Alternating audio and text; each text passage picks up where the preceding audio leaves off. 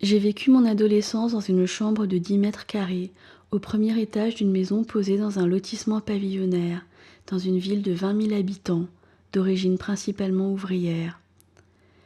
Les rues qui se coupaient à angle droit portaient des noms d'écrivains que leurs riverains n'avaient probablement jamais lus, ne liront jamais. À proximité, un hypermarché flanqué de sa galerie marchande, un fast-food, des meubles très bon marché. J'habitais là.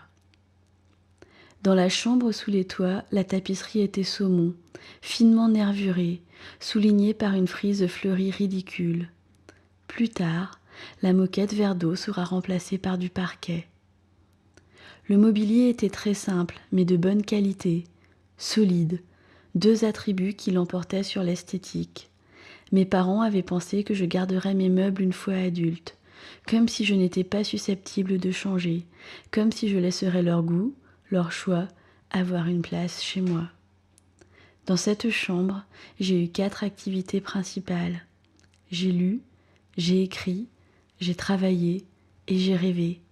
Et j'ai attendu aussi que le temps passe et que la vie soit enfin ailleurs, de préférence dans une très grande ville, avec beaucoup de gens, beaucoup de bruit, beaucoup de lumière.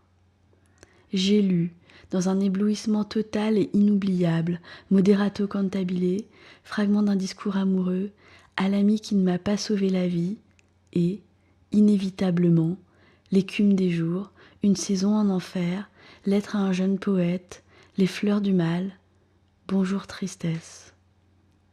J'ai écrit des centaines de milliards de lettres destinées à des correspondants qui habitaient en Australie, en Allemagne, aux États-Unis, destinées aussi à mes amis. J'ai écrit à des revues en espérant apparaître dans le courrier des lecteurs.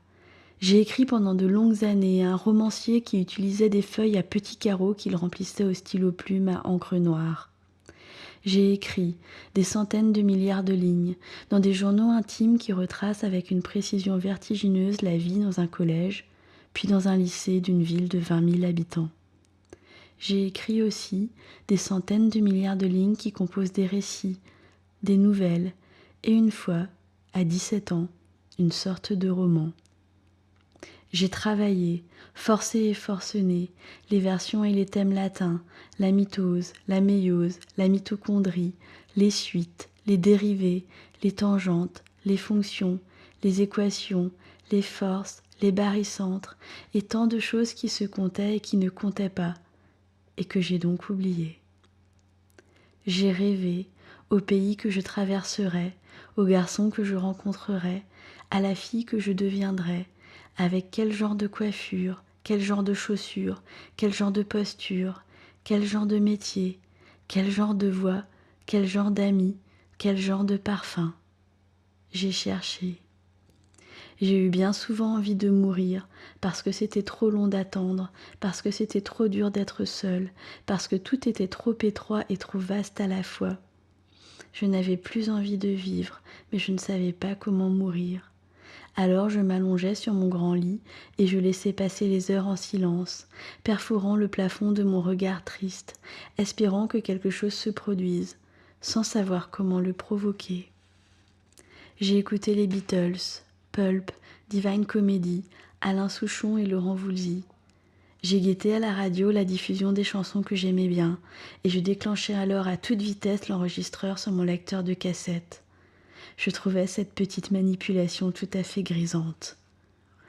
Le cinéma, qui allait tant compter pour moi plus tard, n'existait pas autrement qu'au travers d'écrits le concernant, car pour y aller, il me fallait 2 éléments difficiles à obtenir.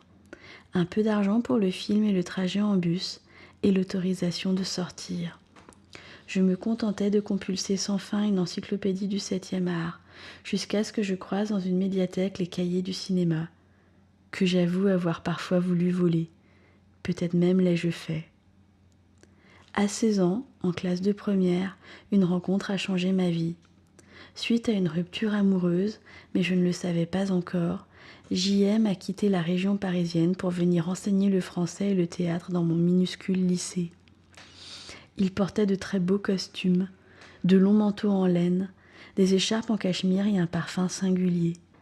Il avait une voix différente de celle auquel j'étais habituée, modulant une diction particulièrement élégante. Je ne me rappelle pas des cours en eux-mêmes, mais de l'ambiance qui régnait, quelque chose de très classe et de très sensible à la fois. C'était comme d'assister en direct à une émission radiophonique. Évidemment, j'ai eu de très bonnes notes. À la fin de l'année scolaire, c'était le dernier cours, j'ai un peu paniqué. Comment survivre sans la voix de JM ? Je suis allée le voir, et je ne sais pas comment j'en ai trouvé le courage, mais je lui ai demandé son adresse. Dès le début des vacances, je lui ai écrit une lettre, très appliquée, au stylo plume, sur du beau papier verger. J'ai reçu une réponse de 16 pages, avec une écriture si irrégulière, si pressée, que j'eus toutes les peines du monde à la déchiffrer.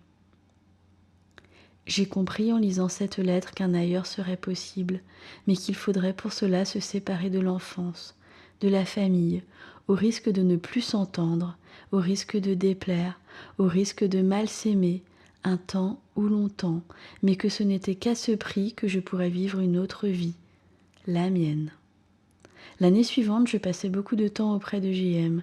Je suis allée chez lui, mais je le voyais aussi dans les salles vides du lycée, parfois avec l'approbation des professeurs dont je séchais les cours pour ces moments-là. Nous parlions des heures et des heures et des heures. Et 20 ans plus tard, j'écris encore à JM. La sexualité était absente de mes préoccupations de l'époque. Je n'y pensais pas, je n'y projetais rien. Je m'en tenais savamment à distance. Je n'étais pas du tout une jeune fille en fleurs, j'étais une fille à la sensualité desséchée, aride, qu'on ne touche pas, malgré les jolies couleurs. Mes parents ont laissé la chambre en l'état. J'éprouve toujours une vague angoisse quand j'y séjourne. Je suis intriguée par le soin que j'avais apporté à arranger ce lieu au mieux, au plus proche de moi, ces 10 mètres carrés-là, que je savais pourtant devoir quitter un jour, heureusement pour toujours.